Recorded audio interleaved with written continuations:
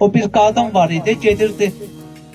Gah məscidin qapısının ağzında otururdu, gah da xəstəxananın.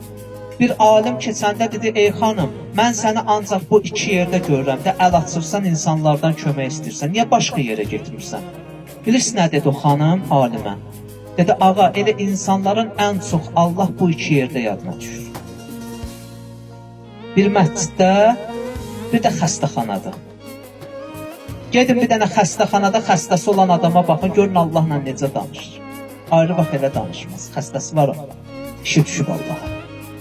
Bir də məscidə yönələn insanlara baxın. Hətta mən dəfələrlə demişəm, xəstəxananın divarları məscidin divarlarından daha çox səmimi dua eşidir. Məsciddə mümkündür özünü başqasına göstərəsən. Biri girdi içəri, rukunu uzadasan, səcdən uzadasan, avazı dəyişəsən, kimsə baxıraq kənardan. Amma xəstəxanada insanın ağlına elə şeylər gəlmir. Bir Allahdır, bir də özüdür, Allah xəstəmin şəfasıdır.